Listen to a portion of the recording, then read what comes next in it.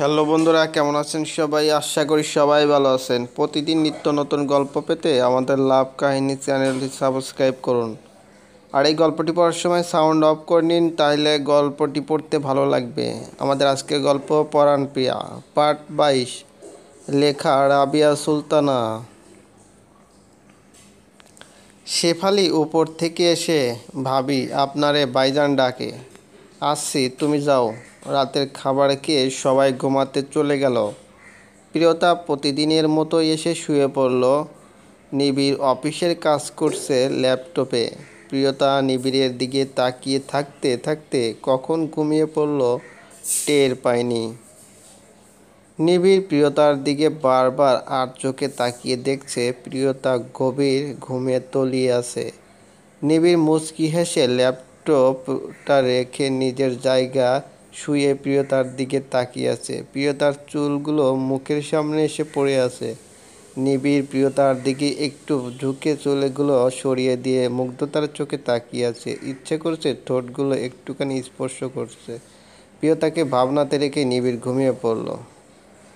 সকাল সকাল প্রিয়তা উঠে নিবিড়ের সব কিছু রেডি করে দিয়ে কলেজে চলে গেল। নিবিড় ঘুম থেকে উঠছে না দেখে সালমা বেগম এসে নিবিড়কে ডেকে উঠিয়ে, কিরে নিবিড়, আজ এত লেট, আজ এত বেলা অবধি ঘুমাচ্ছিস? শরীর খারাপ? কয়টা বাজে মা? সালমা বেগম জানালার পর্দা সরিয়ে দিয়ে, 11টা। প্রিয়তা তোকে ডেকে যায়নি? না। ফোন নিয়ে তাকিয়ে দেখে মাহিদ আর রিশাদের অনেকগুলো মিসড কল। নিবিড়ের মিটিংয়ের কথা মনে পড়তেই তড়িৎভাবে উঠে গিয়ে রেডি হয়ে কিছু না খেয়েই অফিসে চলে গেল। নিবিড়কে দেখে রিশাদ এগিয়ে গিয়ে, স্যার, আমি তো ভেবেছিলাম আপনি মিটিংয়ে আসতেই পারবেন না। থ্যাঙ্ক গড আপনি 5 মিনিট আগে এসেছেন। সব ক্লায়েন্ট অনেক আগেই এসে গেছে। নিবিড় সে ব্যাপারে কিছু না বলে, মাহিদ, ফাইলগুলো নিয়ে মিটিং রুমে আসো। 1 ঘন্টা পর নিবিড় মিটিং শেষ করে বেরিয়ে আসতেই রিশাদ এসে, কংগ্রেচুলেশন স্যার, প্রজেক্টটা আমরাই পেয়েছি। নিবিড় মুচকি হেসে, মিস্টার রিশাদ, নিবিড় বিজনেসে কখনো হারতে শেখেনি। মাহিদ, আজ আমি আর অফিসে থাকছি না। কাজ ভালো করে বুঝে নিয়েছো? জি স্যার। Okay, by.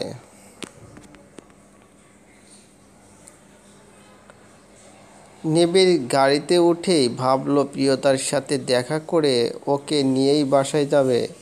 মেয়েটার উপর সকালের রাগটা নিমিষেই চলে গেছে। আজ খুশির খবরটা প্রিয়তাকে আগে দিতে ইচ্ছে করছে। নিবিড় বিজনেসে হারে না ঠিক, কিন্তু আজকের প্রজেক্টটা হাতে আমি পাবো সেটাও ভাবিনি, কারণ আমার থেকেও বড় বিজনেসম্যান সেখানে ছিল। কথাগুলো ভাবতে ভাবতেই নিবিড় প্রিয়তার কলেজে এসে পৌঁছালো। হাসি হাসি মুখ নিয়ে কলেজের করিডোর দিয়ে হাঁটছে আর যাদেরকে চেনে তাদের সাথে কুশল বিনিময় করছে। দেখুন ইশাক ভাই, আমি চাই না আপনার কোনো কিছুতে আমি নিজেকে জড়াতে। আমি নিজেই অনেক প্যারার মধ্যে আছি। তার উপর আপনার এইসব ভুলভাল কথা আমার মোটেও ভালো লাগে না।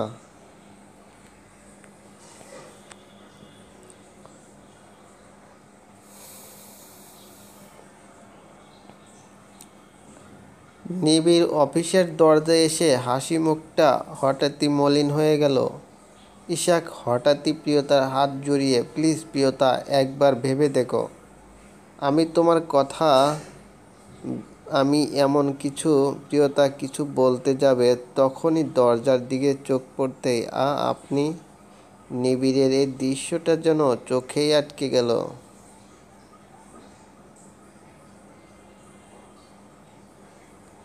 চোখ দুটো যেন ভারী হয়ে আসছে। রাগান্বিত টকটকে লাল দুটো চোখ নিয়ে গম্ভীর মুখে তাকিয়ে আছে প্রিয়তার দিকে।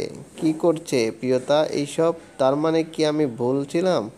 নিবিড়ের ভুল কি এতটাই হয়? প্রিয়তা তড়িঘড়ি করে ইশাকের থেকে হাতটা সরিয়ে, আপনি হঠাৎ কলেজে? নিবিড় আস্তে আস্তে প্রিয়তার দিকে গিয়ে সামনাসামনি দাঁড়িয়ে, আমি আসাতে কি আপনার বিরাট সমস্যা হয়ে গেল? সমস্যা হবে কেন? নিবিড় কিছু না বলে প্রিয়তার হাত শক্ত করে ধরে বাড়ির পথে পা বাড়াতে, কি করছেন কি আপনি? ঈশা কিছুটা অবাক হয়ে, আরে মিস্টার নিবিড়, আপনি ওর এইভাবে হাত ধরতে পারেন না। এটা কলেজ, এখানে একটা আইন কানুন বলে কথা আছে। Shut up. আমার বউয়ের হাত আমি যেখানে ইচ্ছে সেখানে ধরবো, তার জন্য আপনার কাছে অনুমতি নিয়ে নয়। ওর হাজবেন্ড হাত ধরলে আইন দেখাচ্ছেন আপনি, যখন পরপুরুষ হাত ধরেছেন সেটা কি অবৈধ ছিল? প্রিয়তা অবাক হয়ে নিবিড়ের দিকে তাকিয়ে আছে। বাড়িতে নিয়ে গেলে তার কপালে যে দুঃখ আছে প্রিয়তার অজানা নয়।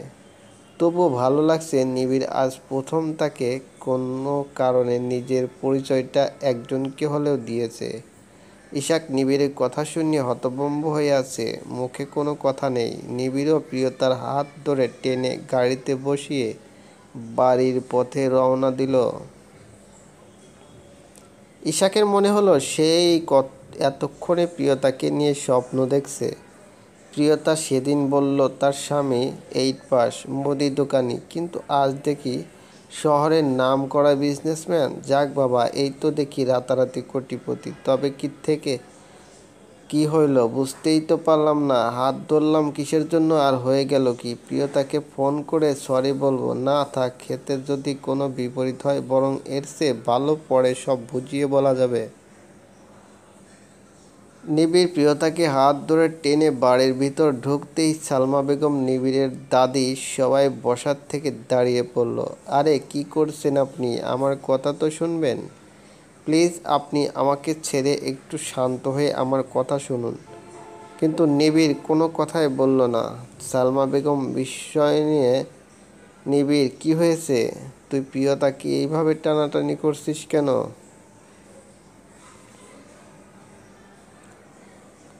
নিবিড় কোনো কথা না বলে গম্ভীর মুখে প্রিয়তাকে নিয়ে উপরে উঠে গেল। নিবিড়ের মা, তোমার পোলাডারে যখন রাগ ওঠে তখন আমার খুব ভয় হয়। সেই কথা কয় না, হাসি তামাশা করে না, হেরাই কিন্তু বিপদ ডাইকা আনে। মা, নিবিড় শান্ত, কথা কম বলে, রাগে কিন্তু যথেষ্ট বুদ্ধিমান। আমি কবে তার শেষ হাসিটা দেখেছি আমি জানি না, কিন্তু প্রিয়তা আসার পর ওর আড়ালে আবডালে মুচকি হাসিটা দেখেছি। মা, ওরে মনে যে কষ্ট লুকিয়ে আছে সে হয়তো আমাকে কখনো বলবে না, কিন্তু আমি চাই তার আদর্শ মা হয়ে সারা জীবন তার পাশে থাকতে। নিবিড়ের মা, তোমারে আমি কষ্ট দিতে চাইনি, তয়ে আমি আসার পর থেকে যা দেখতাছি তাই বলতে চাইছি।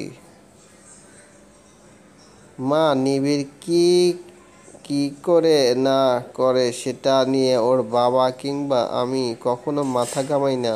আমি জানি আপনি প্রিয়তার ব্যাপারটা নিয়ে বলতে চাইছেন। আমার বিশ্বাস তার অতীতের মতো প্রিয়তাকেও একদিন ঠিক নিজের করে নেবে।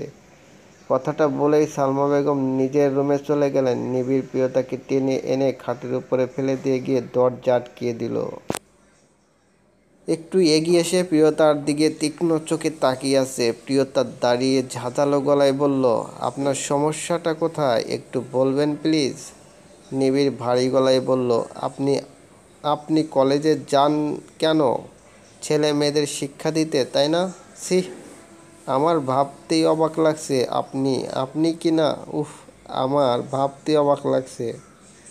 আপনি অফিসে দাঁড়িয়ে ওই ছেলেটার সাথে, তাতে আপনার কি?